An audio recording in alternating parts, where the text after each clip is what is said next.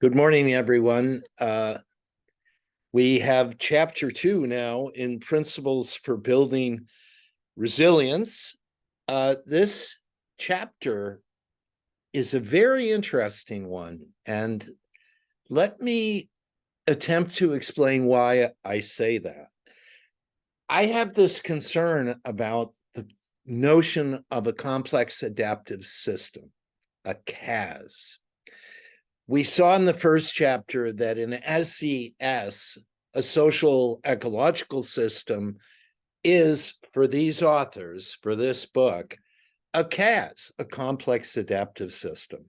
Now, in my last reflection, I shared, and this is just a reflection, I shared the idea that there's something troubling about the concept of a complex adaptive system when applied to human systems. So let me use an example here to clarify the point I'm trying to make.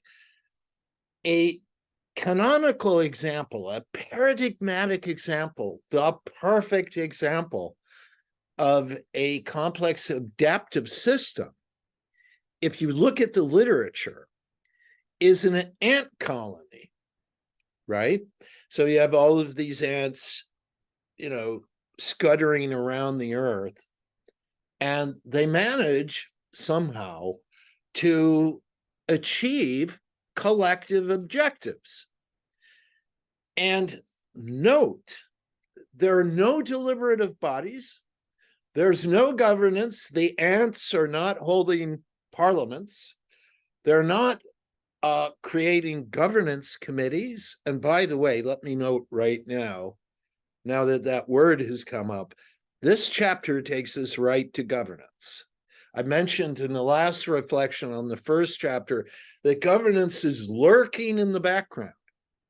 It's no longer lurking in the background. It's coming right up to the foreground. You can see it here. They refer to it at least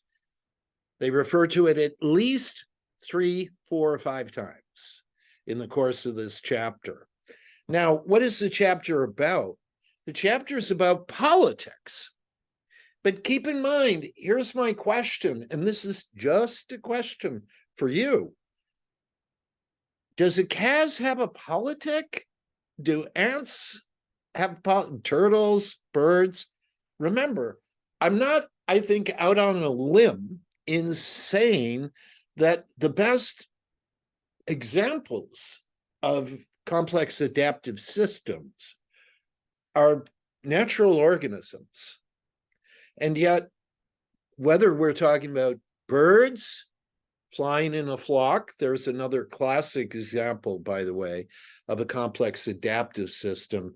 If you look it up, you'll see these photographs or films of flocks of birds that, as a collection, fly in these patterns, beautiful patterns. Now, again, if we take that example as regulative, as expressing the notion of a complex adaptive system, we're in a bit of trouble. Here's something else we can say about complex adaptive systems. There are no leaders, right? There's no top ant offering instructions to all the little ants, right? So ant number 1, you're going to go do this. Ant number 2, you go, they don't have those deliberative sessions. And note, in this chapter, the way it goes, I think, is it moves from the recognition of, oh, these are human systems, and that means politics. It means deliberation. It means governance. So they recognize that, but they recognize it outside of the context of a complex adaptive system. So this chapter, that's why I consider it so interesting. In a way, it could be argued that there is no point in having this chapter in this book, right? If you're going to say a socio-ecological system is a complex adaptive system, and you recognize that a complex adaptive system has no leaders, no deliberation, no governance, and no politics, then I think it follows that a complex adaptive system, that model, has to be qualified in fundamental ways as soon as you include the humans, as soon as you include individuals with frontal lobes. I said in the last reflection, frontal lobes get in the way all of the time. And I'll be honest, I think we should be honest about these things. I'm not at all convinced that our possession of a frontal lobe is an evolutionary advantage. I think the jury is out, to be honest. We should remember, I may have said this before, we human beings are a genus. We're not just a species. What I mean by that is we're not the only human beings, right? There was Neanderthal, there was Homo erectus, there have been a few hominids, human beings, in effect, not Homo sapiens, but our nearest relatives, and none of them have survived. It's important to keep that in mind. We're not certain why they did not survive, but it's important to keep in mind they did not survive. Our biological brothers and sisters are no longer here. I suspect that has more to do with politics than with complex adaptive systems, but that's nothing more than speculation on my part.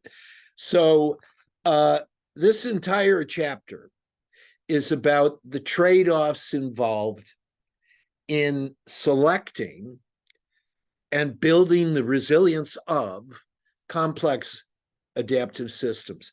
Sorry, ecosystem services. Let me correct myself. That concept is back here once again.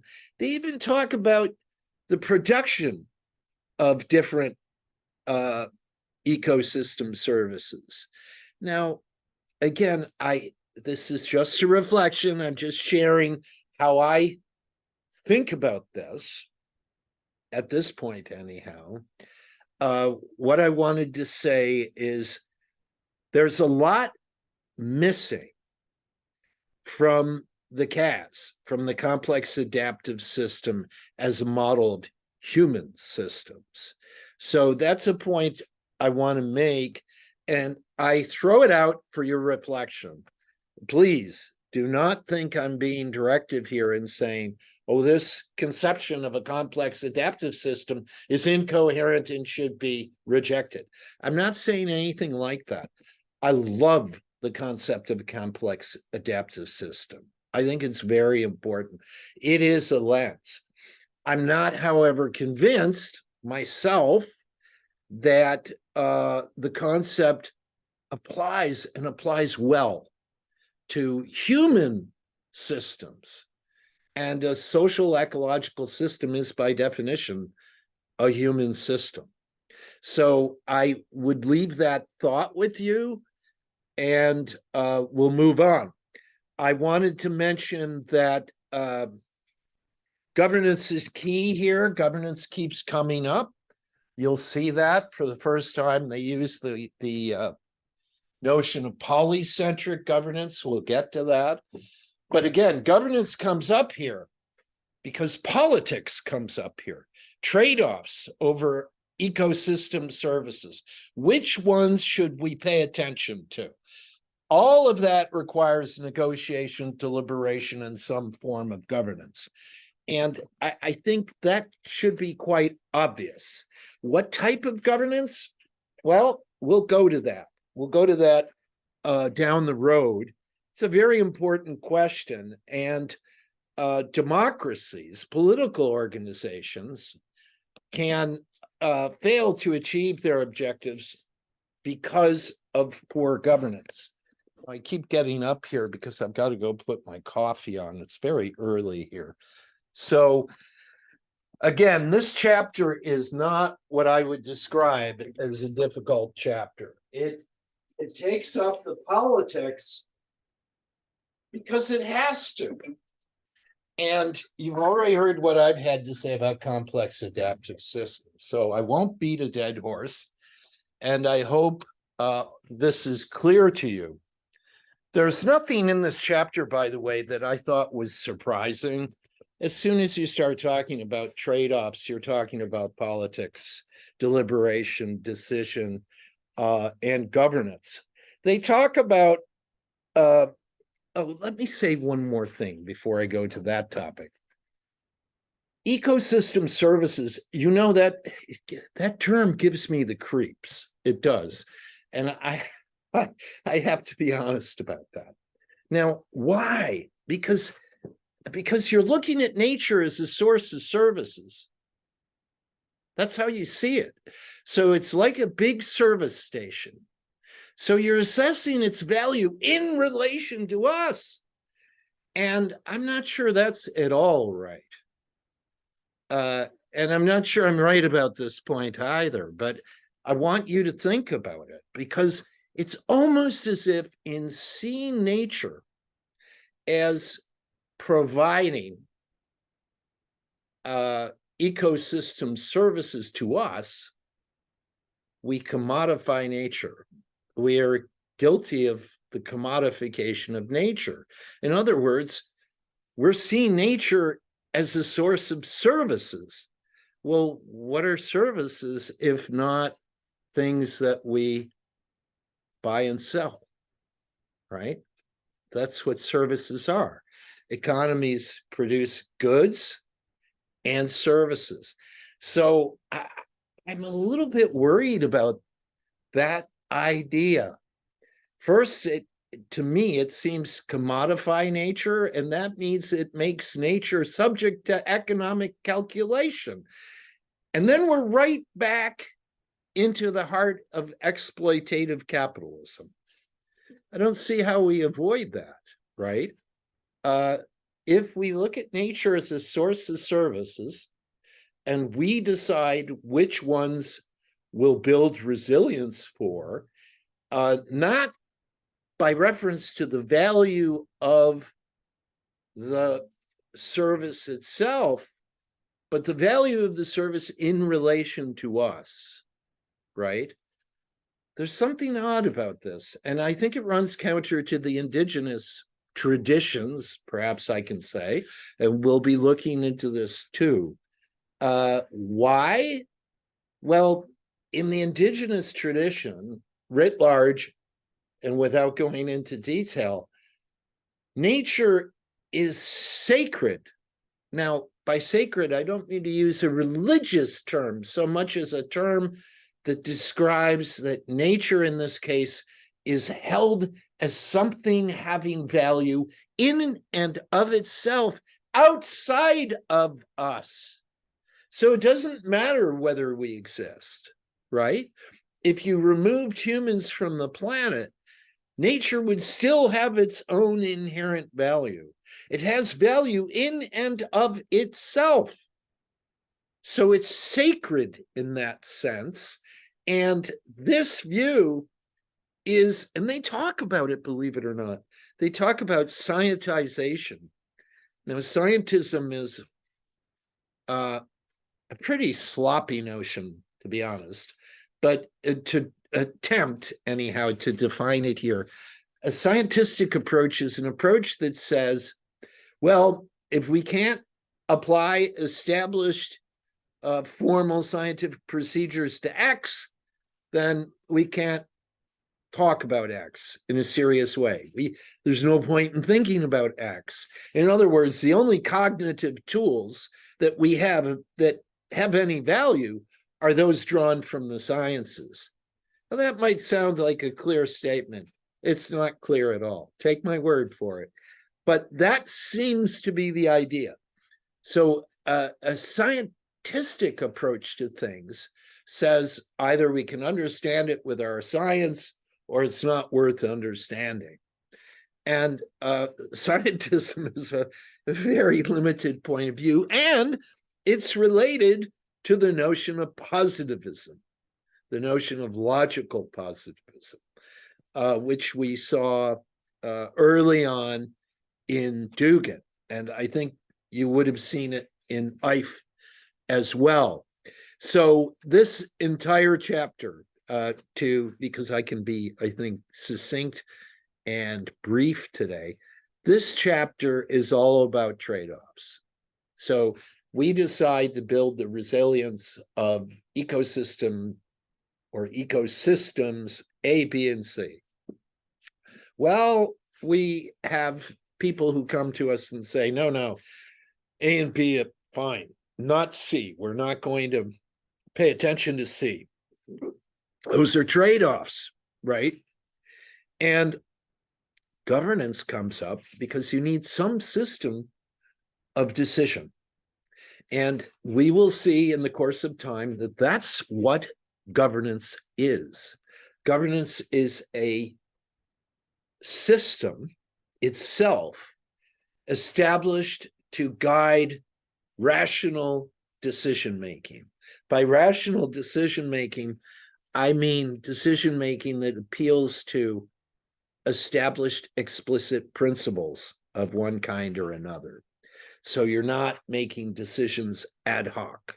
You're not pulling them out of your head, right? You have some kind of procedure in place, some kind of methodology that guides you. Now, I'm almost done. Let me check my notes. So I mentioned politics to deliberation to governance. We've covered that off. They mentioned polycentric governance. They mentioned politicization. Yes, politicization is what I meant to say. They go into that as well. Well, what can happen? Well, political groups can manipulate governance. They can manipulate decision-making in a whole variety of ways. There are no surprises there. That's why I said at the outset of this reflection, this chapter surprises me. They have to write it because, oh my God, we're talking about human systems. I think that's why they had to throw it in here. Because if you just examine the notion of a complex adaptive system, I'm not at all convinced that you'll see any space at all for politics or decision-making, right? Think of the anthill. Think of birds. Think of birds that migrate. Well, do they sit down in the fall and in the ponds and think, you know what, it's getting cold around here and the food supply is a little bit meager.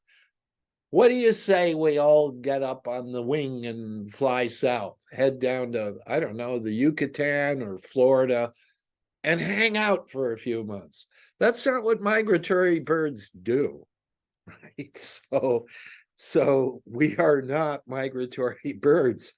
And as I said in my, I think I said in my reflection, ants are not us, right? We're not ants. So in any case, I'm not convinced that we human beings are ourselves complex adaptive systems, at least not on the pure model of a complex adaptive system. They seem to have some kind of automaticity built into them. You know, the ants do what they do and they just do it.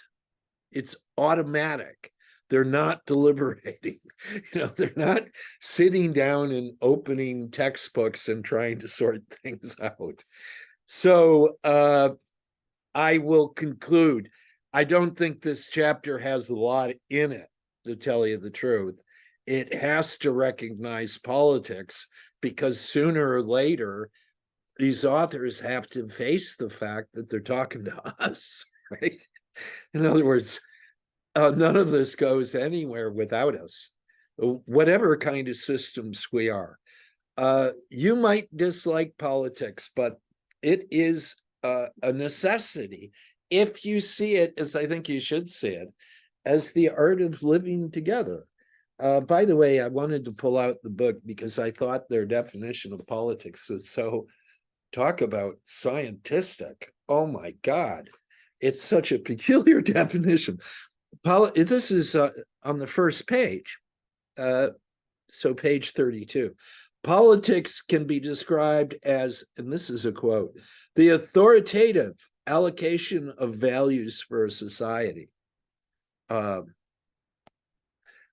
would say to you that that's a very peculiar definition of politics. So I would just underscore that.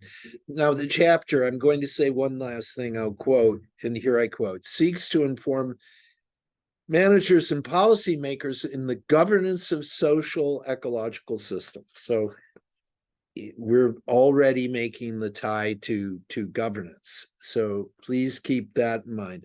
Otherwise, I'm not sure there's anything else I need to underscore or to outline in this chapter. They give various examples demonstrating how trade-offs between ecosystem services can have significant repercussions. And I think, I don't want to be unfair, but I think most of that's pretty obvious. So I don't think there's anything in this chapter that should cause you any trouble at all. Please keep my questions in mind.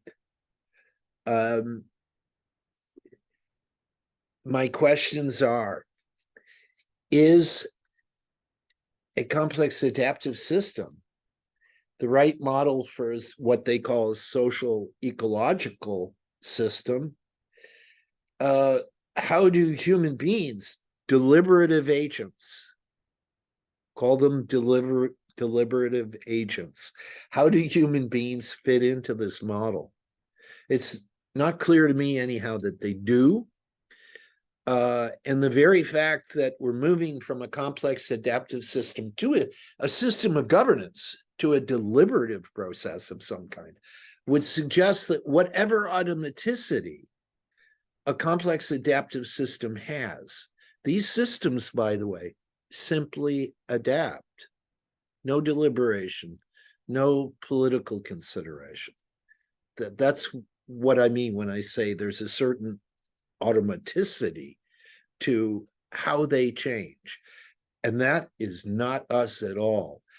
In a complex adaptive system, and this is the last thing I'll say, you would never have to encourage a complex adaptive system to adapt. It's in its nature to adapt. Whereas with human beings, if you've ever worked in the field of change, if you've ever tried to marshal and drive and direct a change, a significant change in an organization or a community, you'll know that human agents lack automaticity. Our frontal lobes always get in the way.